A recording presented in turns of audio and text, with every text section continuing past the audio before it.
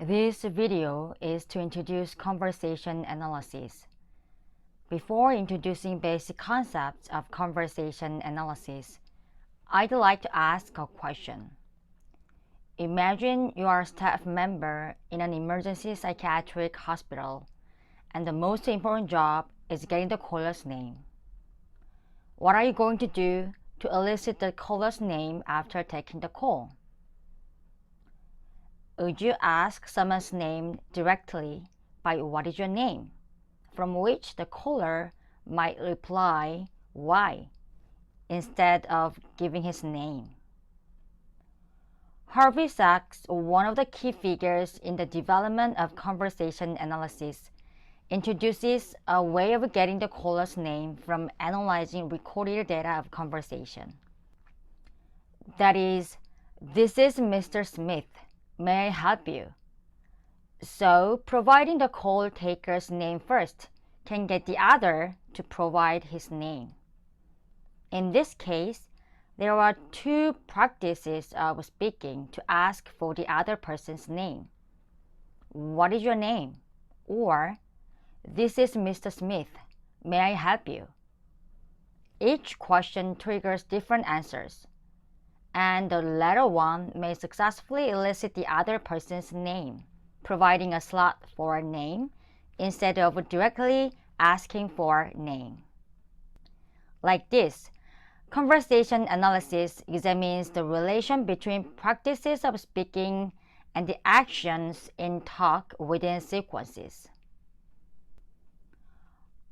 Harvey Sachs explains that the purpose of conversation analysis is to get into a position to transform our view of what happened here to interaction being spewed out by machinery.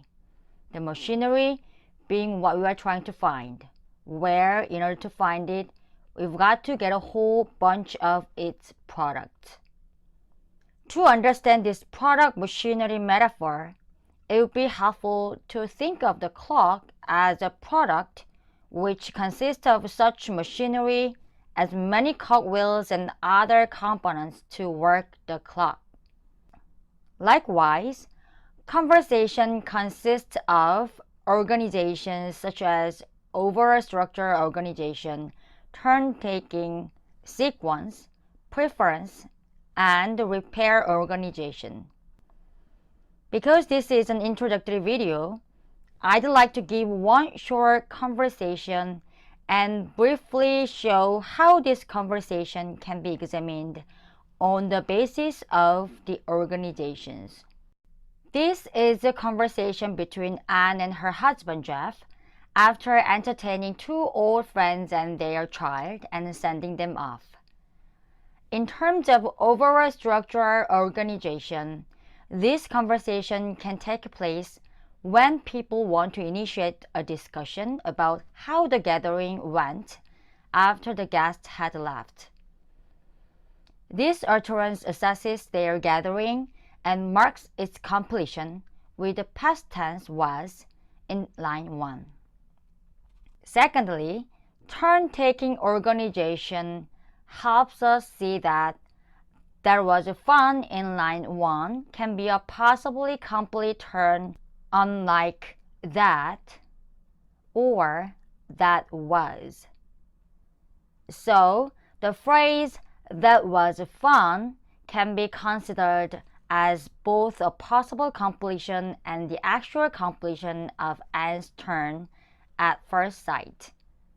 However, Anne's addition of "ish" in line 4 retrospectively shows that "there was fun" in line 1 is not an actual completion but a possible completion, which still can be a transition relevance place where next speaker is expected to take a turn. This conversation can be also examined with sequence and preference organizations. As a response to Anne's assessment, Jeff could have said, "Yeah, it was fun." However, instead of agreeing Anne's opinion, there is a delay in line 2 and Jeff is withholding his agreement. Normally, other than agreement can be interpreted as disagreement, which can be considered dispreference. When it comes to the organization of repair, there is a preference for the error to be fixed by the speaker of the trouble if there is one. This repair organization explains why Jeff's delay in this conversation triggers Anne to repair her original assessment, adding H in line 4, which is to avoid disagreement. As seen in this short recorded and transcribed conversation, the structure and organization of human interaction were briefly overviewed. I hope this video can give a broad perspective of the conversation analysis. Thank you for watching this video.